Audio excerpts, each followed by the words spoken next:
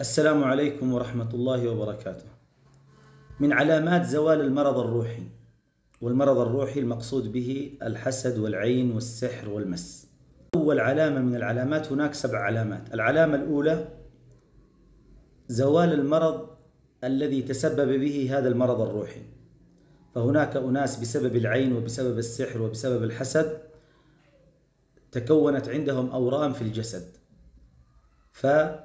يذهب ويفعل فحوصات فيجد مع الرقية أن هذا الورم بدأ يخف أو بدأ ينتهي.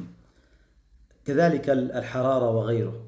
أي مرض سببه هذا المرض الروحي يبدأ بالزوال وتنتهي آثاره. هذه أول علامة. العلامة الثانية الشعور بالسعادة، أي أن الإنسان يحس بسعادة بعد أن كان يحس بضيق وهم وغم وكرب طوال الوقت بدون سبب. العلامة الثالثة خفة الروح والبدن، خفة الروح والبدن، فيجد نفسه نشيطا معافى، هناك خفة في جسمه، ذلك الثقل الذي كان يشعر به على أكتافه يذهب. فهذه العلامة الثالثة.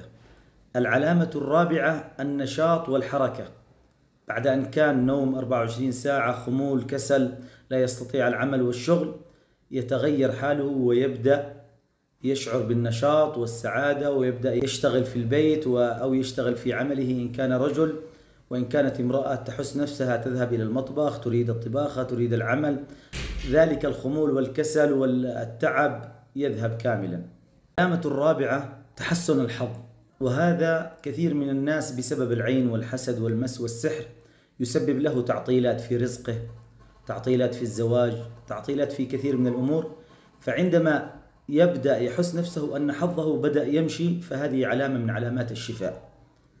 إذا رأى مثلا أن زواجه بدأ يتيسر أو زواجها بدأ يتيسر، رزقه بدأ يرجع كما كان، فهذه علامة من علامات الشفاء. العلامة السادسة الإقبال على الطاعة، كان لا يستطيع قراءة القرآن، كان لا يستطيع الصلاة، فتجده بعد من علامات الشفاء أنه بدأ يقبل على الصلاة، بدأ يشعر براحة أثناء قراءة القرآن، ليس موجود ذلك التعب أو ذلك الضيق أثناء القراءة أو أثناء الصلاة.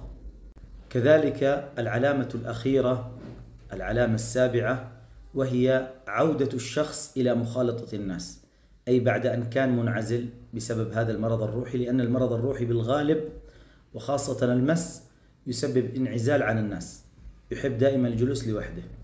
فعندما يشعر بنفسه أنه بدأ يحب مخالطة الناس ولا يتضجر من الجلوس مع الناس، فهذه علامة أو قرب علامة من علامات الشفاء. أسأل الله سبحانه وتعالى أن يمن عليكم بالشفاء، وأن يبعد عنا وعنكم كل عين وحسد ومس وسحر، وصلى الله وسلم على نبينا محمد.